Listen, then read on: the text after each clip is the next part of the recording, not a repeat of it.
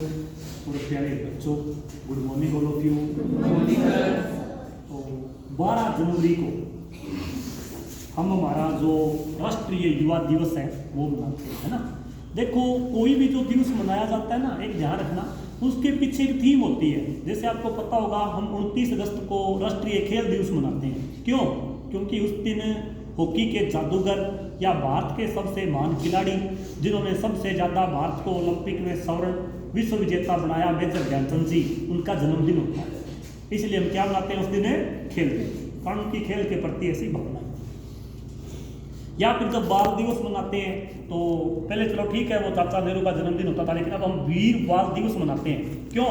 क्योंकि उस दिन गुरु गोविंद सिंह जी के छोटे छोटे बालकों ने, छोटे छोटे बालक ही तो थे बेचारे, वो बच्चे थे 7 और 9 साल के, उन्होंने जीवन बलिदान कर दिया था। उनकी याद में हम वीर बाल दिवस मनाते हैं, है ना। उसी प्रकार हमारा जो शहीद दिवस है वो 30 जनवरी को मनाते हैं। उस दिन हमारे देश के राष्ट्रपिता कहलाने वाले महात्मा गांधी है, उन्होंने शहीदी प्राप्त की थी, है ना।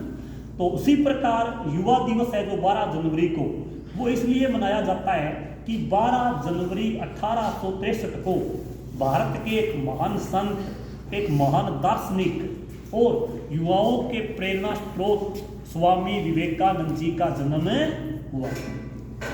उनकी जो शिक्षा है वो पूरी युवाओं के लिए थी।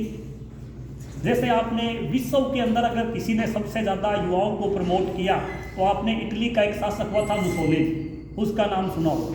वो हमेशा युवाओं को सत्ता देने के पक्ष में था। वो कहता भी था कि अगर तुम समाज में क्रांति लाना चाहते हो तो जो सत्ता की पावर है, जो बागडोर है, वो युवाओं के हाथों में दे दो। ठीक है, वो क्रांतिकारी आदमी था। उसी प्रकार भारत में अगर किसी व्यक्ति ने युवाओं को शक्ति देने की, युवाओं को पावर देने की अगर किसी ने बात की तो वो स्वामी विवेकानंद जी। आपने देखा होगा, नहीं तो हमारे समाज की एक परंपरा है कि कोई भी जिम्मेदारी का काम है, कोई भी रिस्पॉन्सिबल काम है, कोई कुर्सी देने की बात हो, कोई चौधर देने की बात हो, तो हमेशा किसको दी जाती है? बुजुर्ग लोगों, है ना। कि ये बुजुर्ग है, इसको दे दो, ये 95 साल का हो गया। अरे 95 साल का हो गया, इसके हाथ पांव भी काम नहीं करते, दिमाग क्या काम करता होगा, है ना।